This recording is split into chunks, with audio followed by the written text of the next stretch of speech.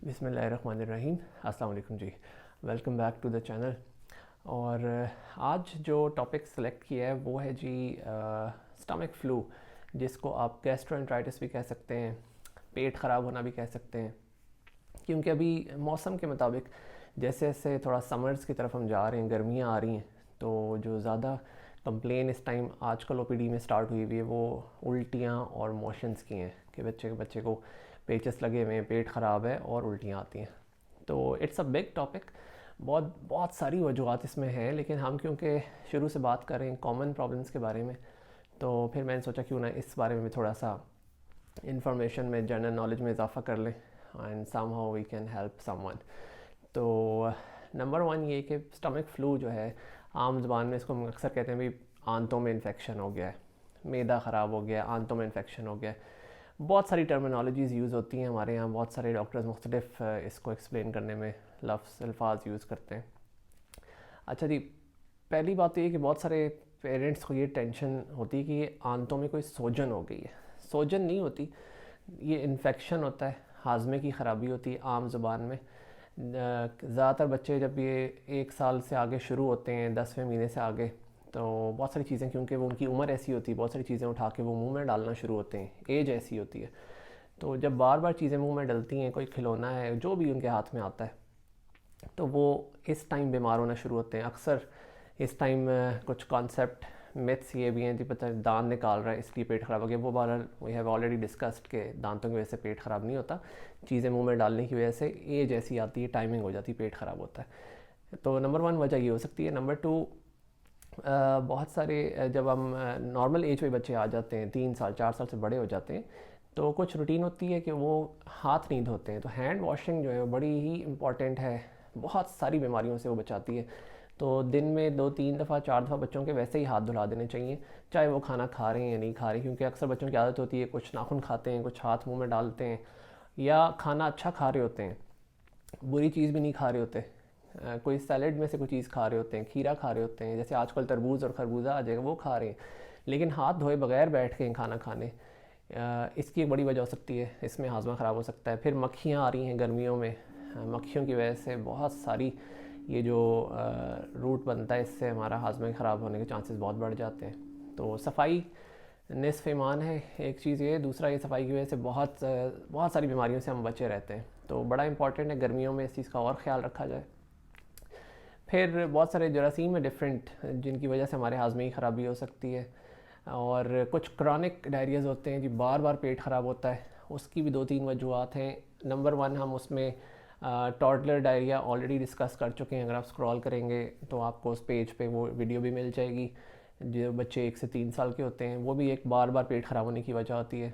और एक coeliac disease है जिस पे हम ऑलरेडी वीडियो कर चुके हैं ऑलरेडी, तो वो भी आप दोबारा से सुनना चाहें सुन सकते हैं। और नंबर 3 एक चीज़ होती है लैक्टोज इंटॉलरेंस, जो दूध पीते बच्चों को अक्सर स्टार्ट होती है, और उस पर भी हम इस वीडियो में थोड़ा सा डिस्कस करते हैं। तो अब जब किसी का पेट ख़राब हो गया है, मोशन आ रहे हैं, उल्टियाँ आ रही हैं, तो किताबों में तो जी नंबर वन जो उसका ट्रीटमेंट है वो है ORS, निमकोल वाला पानी।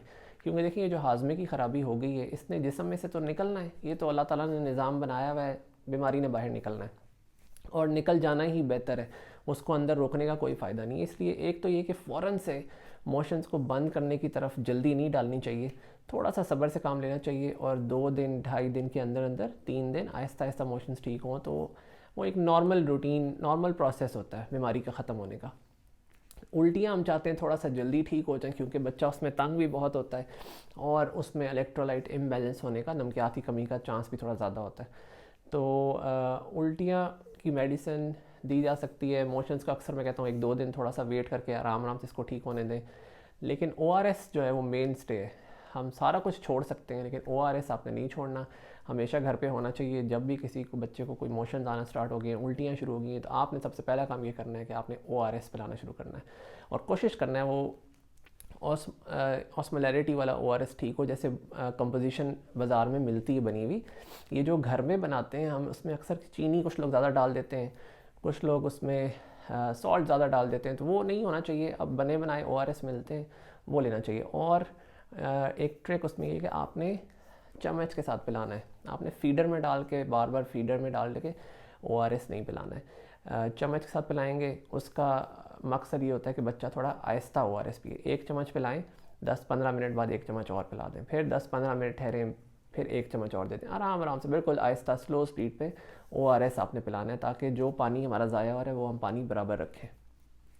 तो ये सबसे इंपॉर्टेंट काम जो आप घर पे बड़े आराम से कर सकते हैं, जब तक कोई डॉक्टर देख नहीं लेता, दिन है रात है, ORS शुरू कर दें। ठीक है जी, ये आपने नहीं भूलना। फिर दवाइयों पर आ जाते हैं। ज़ाहिर है अगर मोशन में स्मेल बहुत ज़्यादा आ रही है, फाउल स्मेल है, तो एंटी माइक्रोबियल्स दे सकते हैं, और अगर फ़ीवर हो रहा है तो एंटीबायोटिक्स पे भी जा सकते हैं, डिपेंडिंग के बच्चे की सिचुएशन कैसी है और उसको फ़ीवर कितना हाई ग्रेड हो रहा है। वो ज़ाहिर है जब डॉक्टर एक दफ़ा बेबी को देख लेते हैं तो ज़्यादा अच्छा आइडिया होता है कि एंटीबायोटिक्स की ज़रूरत होगी या नहीं, और फिर मेडिसिन भी उनके वेट के मुताबिक होती है। वो तो जब आप एक दफ़ा दिखाएंगे तो ही मेडिसिन पे आएंगे। परहेज़ इसमें गंदम और मीठे से मोस्टली करना चाहिए कि 2-3 दिनों के लिए आपको वीट एंड शुगर को रोक देना चाहिए, गंदम और मीठा। और ये क्योंकि इस टाइम हज़म होना थोड़ा मुश्किल हो जाते हैं, और 2 दिन बाद फिर इंशाल्लाह जब तबीयत बेहतर हो तो फिर हम आहिस्ता आहिस्ता दोबारा से अपनी नॉर्मल डाइट पर आ जाएँ। हाजमे की ख़राबी के दौरान आपको सॉफ्ट डाइट कर देनी चाहिए, उबले हुए चावल, बॉयल राइस, और दही खा सकते हैं। योगर्ट, दही पेट के लिए बहुत अच्छा होता है, अगर ख़राब है तो बिल्कुल खा सकते हैं, पेट ख़राब है तो दही बिल्कुल खा सकते हैं। और हाफ़ बनाना भी खा सकते हैं, बहुत ज़्यादा नहीं क्योंकि वो बहुत मीठे होते हैं, तो मीठा क्योंकि हमने रोकना है हाजमे की ख़राबी में, तो बनाना बहुत ज़्यादा नहीं, हाफ़ आधा केला खा लें, दही खा लें, उबले हुए चावल खा लें, चावल का दलिया मिलता है वो बना के खा सकते हैं। और बॉयल एग भी किसी हद तक, लेकिन सिर्फ वाइट एग वाइट खा सकते हैं, जर्दी नहीं, ख़राब पेट के दौरान। तो ये खुराक हो गई, ORS हो गया, वजूहात हो गई। फिर जो लैक्टोज़ इंटॉलरेंस मैं आपको बता रहा था, लैक्टोज़ इंटॉलरेंस जो है ना, कुछ बच्चे दूध पीते हैं, मदर फीड करते हैं, कुछ बच्चे फ्रेश दूध पीते हैं, गाय का, भैंस का दूध पीते हैं, और कुछ बच्चे जो है फार्मूला फीड करते हैं, डब्बों का दूध पीते हैं। इन सब में एक चीज़ है लैक्टोज़, कुदरती मीठा है। ये सब दूध में शामिल होता है, दलिए में भी होता है, दही में भी होता है, लेकिन सब फार्मूला मिल्क वाले एक अपना फार्मूला स्पेशल बनाते हैं जिसके अंदर वो लैक्टोज़ नहीं डालते। तो अगर ऐसे मोशन आ रहे हैं जो आपको लग रहा है कि भाई 2 घंटे बच्चा दूध ना पिए तो मोशन नहीं आता है, लेकिन जैसे ही दूध पीता है साथ ही मोशन करता है, और हमें बाहर थोड़ा बहुत रैश होना शुरू हो गया है, पैम्पर वाली जगह ये सारी आहिस्ता आहिस्ता ख़राब होती जा रही है, रैश हो रहा है, तो नंबर 1 चीज़ जो आपके जहन में आनी चाहिए वो आना चाहिए दूध। जैसे बहुत सारे पेशेंट्स हमारे पास आते हैं, 3-3, 4-4 डॉक्टर्स के पास से होकर आते हैं, दवाइयों पे दवाइयाँ, इंजेक्शंस पे इंजेक्शंस लग रहे होते हैं, एंटीबायोटिक्स ले रहे होते हैं, लेकिन दूध वही मीठे वाला दूध पी रहे होते हैं, या चीनी डाल रही होती है, या लैक्टोज़ वाला दूध पी रहे होते हैं, तो वो दूध नहीं चेंज करते, रैश भी हुआ होता है। तो नंबर 1 चीज़ आपने इस टाइम ये भी याद रखनी है कि भाई जब मोशन हर दूध पीने के साथ आ रहा है और उसको रैश भी हो रहा है, तो आपने दूध चेंज करना है कुछ दिनों के लिए। ठीक है जी, बेशक गाय भैंस का दूध उसको बड़ा अच्छा लगा हुआ है, वज़न माशाल्लाह बहुत अच्छा जा रहा है और बड़े अरसे से जी दूध पी रहा है, उसका पेट पहले तो ख़राब नहीं था। ये एक अक्सर सवाल आगे ये होता है जी, ये तो जी शुरू से दूध पी रहा है ये वाला, तो वो दूध नहीं ख़राब करता। ख़राबी तो देखिए बहुत सारी वजूहत जो मैंने आपको पहले बताई हैं, फीडर की वजह से हो सकता है, चूसने की वजह से हो सकता है, मतलब जरासीम है, सफाई के साथ प्रॉब्लम है, जो पेट तो इसलिए ख़राब होता है। लेकिन जब हो जाता है पेट ख़राब और 2 दिन 4 दिन गुजर जाते हैं, तो वो जो ऑलरेडी दूध हज़म हो रहा होता है वो हज़म होना मुश्किल हो जाता है बीमारी की वजह से। तो अगर रैश हो गया है और हर दफ़ा दूध पीने के साथ मोशन आ रहा है, तो फिर आपने कोई लैक्टोज़ फ्री फार्मूला स्टार्ट करना है। किताबों में तो लिखा है 1.5 महीने के लिए स्टार्ट करें, बाकी सारे दूध इस टाइम रोक दें। मदर फीड है तो उसको थोड़ा सा कम करके साथ लैक्टोज़ फ्री फार्मूला ज़्यादा कर दें।